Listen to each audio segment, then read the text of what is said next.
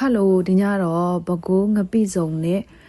ထမင်းမိတ်ရှိတ်လေးစားနေတာပဲဖြစ်ပါတယ်ရှင်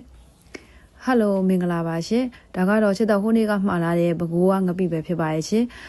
သူကကြတော့အကောင့်လေးတွေလည်းပါတာဖြစ်တဲ့အတွက်ကြောင့်မလို့ဒီလိုငါးကိုဆင်းပြီးတော့ချက်မောင်ရွက်နဲ့ကြော်မယ်ဆိုလို့ရှိရင်လည်းစားလို့အရင်ကောင်းပါတယ်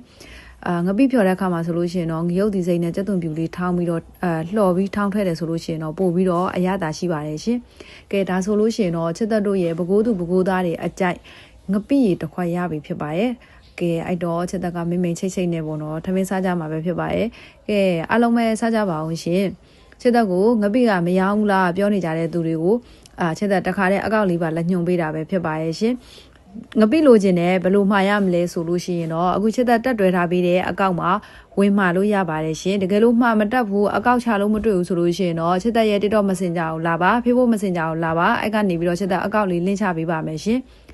ငပိ1 ကီလိုနဲ့2ခစ်ပါတယ်ဘူးကို150ပို့ကအပြီးနဲ့ပါရှင်တကယ်လို့ကိုကအများနဲ့ယူမယ်ဆိုလို့ရှိရင်တော့အများကြီးရှိပါရဲ့ငပိကကြတော့ချစ်သက်ကိုယ်တိုင်စားပြီးတာဖြစ်တဲ့အတွက်ကြောင့်မလို့အာမခံပါတယ်ခါချင်းတက်ရှင်မရှိဘဲနဲ့အရသာရှိပြီးတော့ပြည့်ပြည့်နှစ်ငပိကိုစားခြင်းနဲ့ဆိုလို့ရှိရင်တော့ဘကိုးကငပိကိုတတိယလိုက်ပါရှင်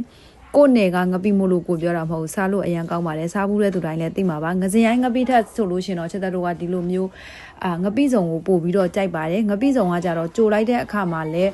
ပြစ်တယ်စားတဲ့အခါမှာဆိုလို့ရှင်လည်းအရသာရှိတယ်ငစင်ရိုင်းငပိကကြတော့ကျဲတဲ့အတွက်ကြောင့်မလို့ချက်သက်တို့တိတ်ကြိုက်တဲ့ထဲမှာတော့မပါဘူးရှင်ကဲလိုချင်တဲ့သူလေးတွေရှိတယ်ဆိုလို့ရှင်တော့ချက်သက်ဒီမှာအကိုအကောင့်နဲ့တက်ထွဲထားပေးမယ်အဲ့ဒီအကောင့်မှာဝင်ဝယ်ပါရှင်